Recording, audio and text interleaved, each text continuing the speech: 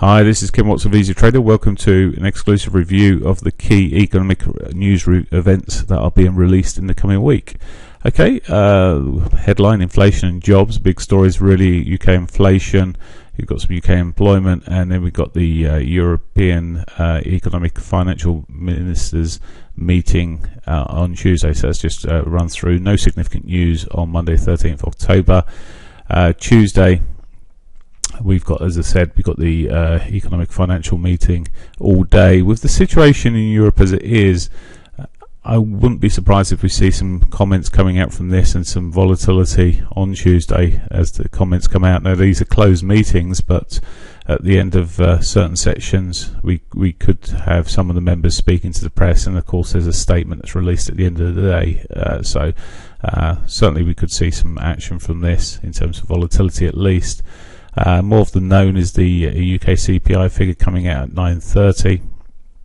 Now we've seen last month is a little bit stifled in terms of results from here because it was coming out very close to the European, Scottish referendum even. Excuse me. So there's a lot of the numbers were sort of quite stifled, although it did come out in line with expectation as well. So around about a 20 pip move was to be expected, I guess. Okay, so that's on Tuesday. More significant bit of news anyway. The inflation, I'll be looking at that quite closely. It is expected to drop 0.1 this time. Looking on Wednesday, we've got the European ECB Draghi to speak at 8 o'clock. It's quite likely that anything that he may say about Europe will be repeated, and it could create volatility around that time. Later in the morning, we've got the UK employment report coming out 9:30. Again, this was stifled by the Scottish referendum number last time, so we could see more of a significant move on a quieter market.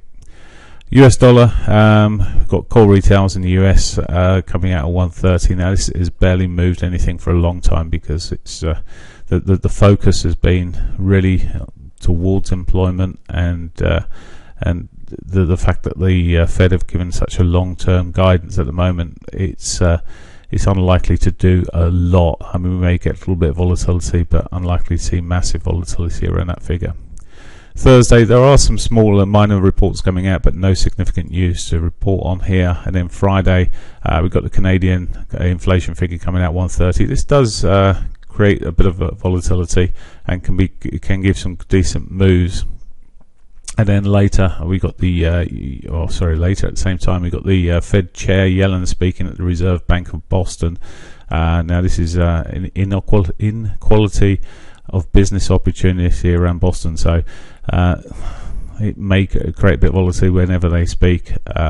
Just in the fact of when they talk high level on the economy, it can create, as I say, some volatility. That's it for the week ahead, so relatively quiet, a couple of major reports. Hope you have a great one. Bye for now.